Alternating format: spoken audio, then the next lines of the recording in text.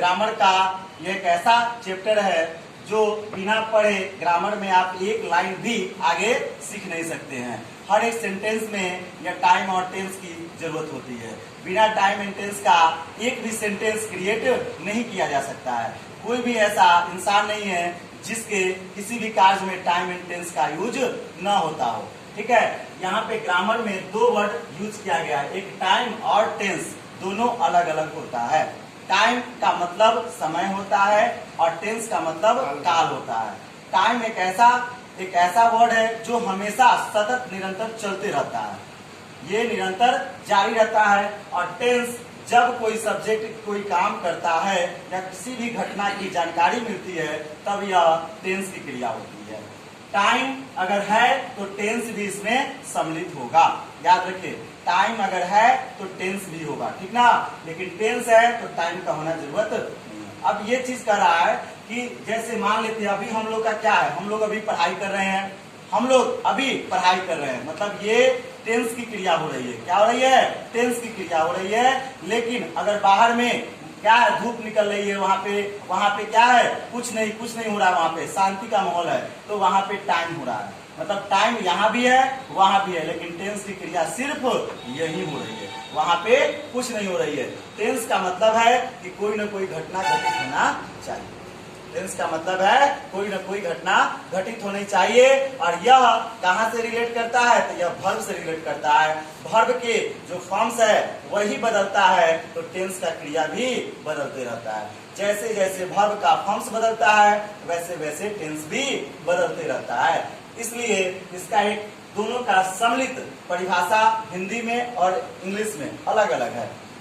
हिंदी की परिभाषा की बात करते हैं तो कहा जाता है कि समय चक्र में हुए परिवर्तन को टाइम एंड टेंस कहते हैं, ठीक ना। हिंदी में परिभाषा क्या होता है? समय चक्र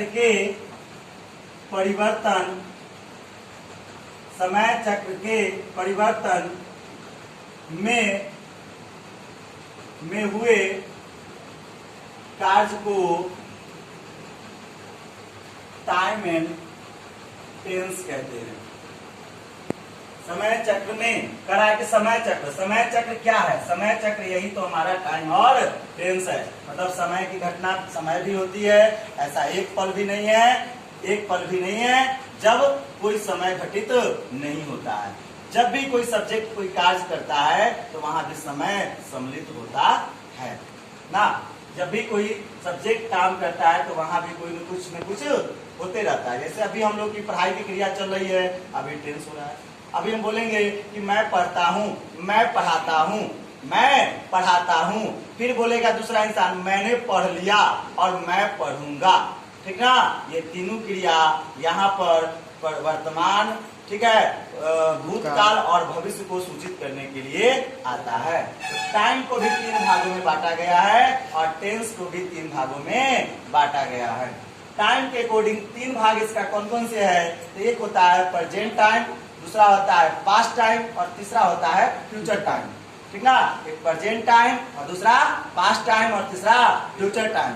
इसलिए आप लोग देखते होइएगा टी शर्ट वगैरह पे लिखा होता है कि अपना टाइम आएगा, ठीक ना। टी शर्ट पे क्या लिखा रहता है? अपना टाइम आएगा। ये कभी नहीं लिखा रहता है कि अपना टेंस आएगा, तो फिर टेंस आ ही नहीं सकता है। टेंस को तो हम लोग करते हैं, हम लोग उस घटना को घटित करते हैं, हम ही लोगों के द्वारा होता है। इसलिए कभी भी किसी भी वाक्य में टाइम आ सकता है डायरेक्ट, लेकिन टेंस नहीं आ सकता जब तक कोई सब्जेक्ट नहीं होगा। यहाँ पर इसलिए टी शर्ट पे क्या लिखा रहता है कि अपना टाइम आएगा। तो इसलिए टाइम के अकॉर्डिंग 3 भाग में इसको बांटा गया है और टेंस को भी 3 भागों में बांटा गया है, प्रेजेंट टेंस, पास्ट टेंस और फ्यूचर टेंस। नहीं, अब एक एक करके हम लोग आगे इसको पढ़ेंगे। इसका इंग्लिश का डेफिनेशन और हिंदी का डेफिनेशन। कहा जाता है, बहुत सिंपल सा कहावत है कि नो सेंटेंस